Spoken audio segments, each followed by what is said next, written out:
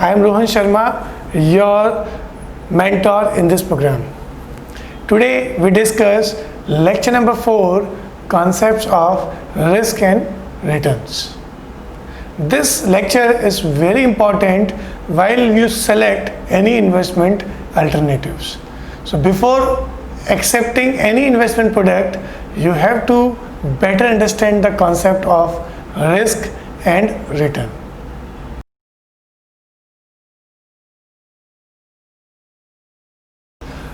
Now we discuss basic concepts of risk.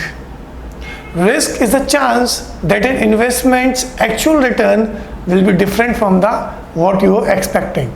Suppose to be, I expect that a project will give me 15% return, but in actual the project will give me only 10% return. That deviation of 5% is considered to be a risk. One can easily measure the risk in a statistic by a standard deviation. It is the uncertainty associated with the returns from an investment that introduce a risk into a project. Any deviation which create a loss is considered to be a risk.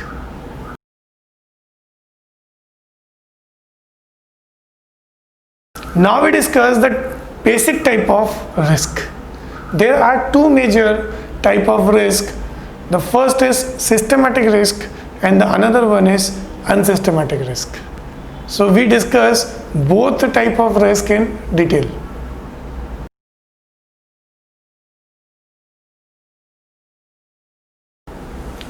Now we discuss systematic risk in detail. Various changes occur in society like economic, social, political system that influence on the performance of companies, and thereby the expected returns are deviate from the actual returns. These changes affect all organizations to varying degrees.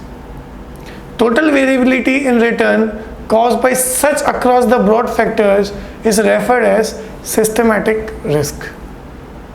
These risks are further subdivided into interest rate risk, market risk, default risk, purchasing power risk, and that all systematic risks are not minimized by the help of diversification.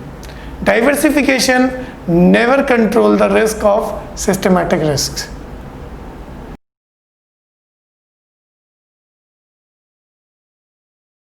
So as we discuss the systematic risk in detail, now we subcategorize the systematic risk into three major risks. The first is market risk, the another one is interest rate risk, and the third one is purchasing power, or we call as inflation risk. So we discuss all three subcategories of systematic risk in detail.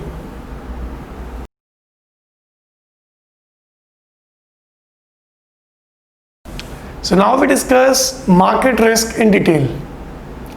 Due to one factor or the other, if the investor's attitude may change toward equities, resulting can also be change in price. Change in market price cause the return from investment to vary. This is known as, and this vary is known as market risk. The market risk refers to variability in returns due to the change in market price of investment. Market risk appears because of reactions of investors to different events. Market psychology is also play an important role for factors affecting market prices. In bull markets phases, market price of all shares tend to increase, while in the bear phases, the price tend to be decline. So price reaction or the market psychology reactions will create the market risk as my investment price is go down and my actual and the expected returns will be deviate. So the deviation of actual and the expected returns will be depend on the investment price, and that price is vary from various factors. It may be market factors, it may be market psychology, it may be investors' attitude, it may be economical or any other issues. will create a market risk.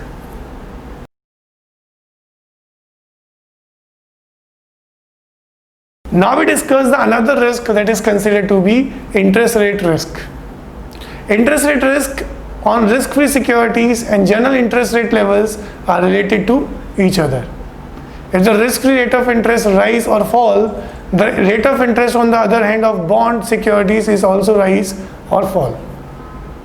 The interest rate risk refer to variability in returns caused by the change in the level of interest rate. Such interest rate risk usually appears through the change in market price of fixed income securities like bonds and debentures. Security, bonds or debentures price have an inverse relationship with the level of interest rate. When the interest rates are going up, the price of the fixed income securities will be going down, or maybe a vice versa.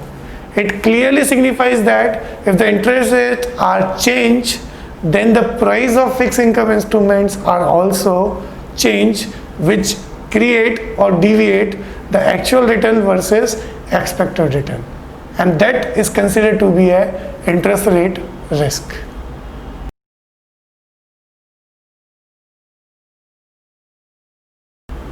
Now we discuss the purchasing power or inflation risk in detail. Purchasing power or inflation risk is related to interest rates. Because an inflation increase, then the interest rate is also tend to increase. The RBI or the regulator to control the inflation is also squeeze the liquidity and increase the interest rates for the banks and as well as the all fixed income products. The inflation risk refers to the uncertainty of purchasing power of cash flows to be received out of an investment. It shows the impact of inflation or deflation on the investments as well as the demand and supply of the investment product.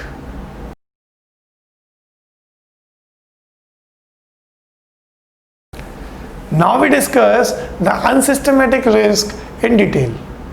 The return of the company if vary due to certain factors that only affect the company is considered to be the unsystematic risk. Unsystematic risk is also called as specific risk, or you can also call it as a company risk. Example of such factor is raw material, material scarcity, labor strike, management inefficiencies. All such kind of factors will only impact the performance of that company. When the variability in returns are due to such firm specific factors, then it is known as unsystematic risk. We also subdivided the unsystematic risk into two major risks: business risk and as well as financial risk. Systematic risks are easily minimized by diversification.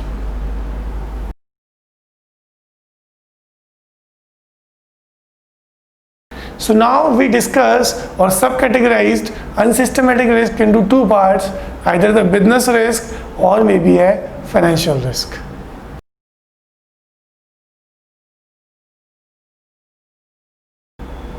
Now we discuss business risk in detail. The variation in actual earning then the expected earning refers to a business risk. For example, if the earning or dividend from a company are expected to increase say by 6%, however the actual increase is 10 or 12, then it creates a business risk. Some industries have higher business risk than others, so the securities of higher business risk firm are more risky than the securities of other firms which have a lesser business risk. So for considering the unsystematic risk, we also gone for a comparative analysis that in which company the business risk higher than the other.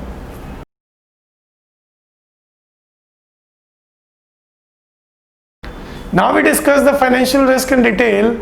It refers to the degree of leverage or the degree of debt financing used by the firm in their capital structure. Higher the degree of debt financing, the greater will be the degree of financial risk. the repayment capacity or the interest component in the profits will affect the interest of the investors. The presence of interest payments bring more variability in the earning available for equity shareholders. This is also known as financial leverage. A firm having a lesser or no risk financing has lesser or no financial risk. If a company is a debt-free, that means the company have less financial risk as compared to a high leveraging or a high debt financing company.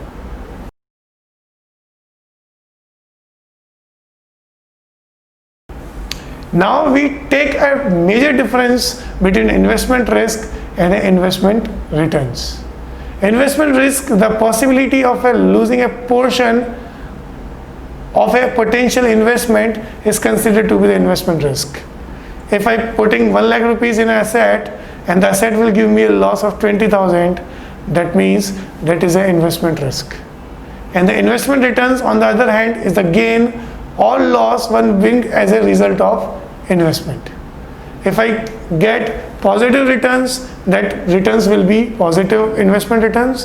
If the investment will give me a negative, then it will be a negative investment returns. The investment returns may be negative or may be a positive. If the negative returns come out of it, that is only due to the investment risk.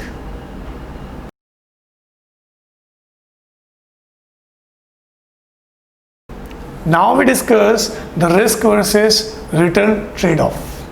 How we decide that how much risk tolerance will be needed in an investment product.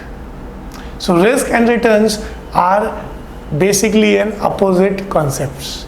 In the financial world, trade-off between them could through as the ability to test sleep at night test.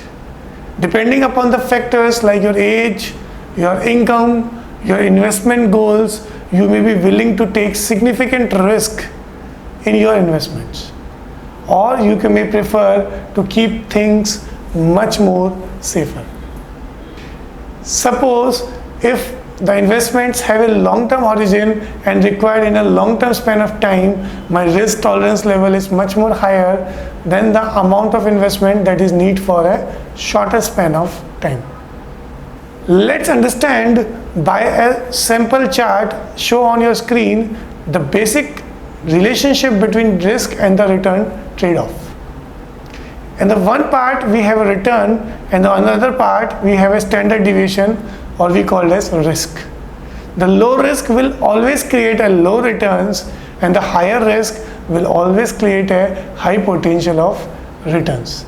So if the returns are much more higher, it will be in this kind of formation, the returns are higher, then the degree of risk is also considered to be higher. One of the biggest decisions for any investor is selecting the appropriate level of risk. The foremost decision by any fund manager or an investor is how much risk, and for taking that risk, how much returns we got. The risk tolerance differs depending upon the individual's investor's current circumstances and the future goals and other factors as well. So now I hope that you can easily understand the concept between the risk and the return.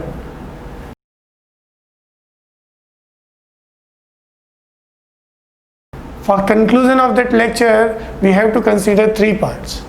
The first important part, that the low risk will always create a lesser returns than a high risk taking abilities. The second thing, you take much more risk, but that will be depend on your circumstances. If I put the money for long-term investment, then my risk tolerance will be much more higher than the investment amount that I require in a short span of time. And the risk have a various aspect. Maybe the risk may be a systematic risk or maybe unsystematic risk. Systematic risk always be mitigated by taking insurance, that is called as hedging, and the unsystematic risk can be controlled through a process of diversification. So I hope so you understand and enjoy this lecture.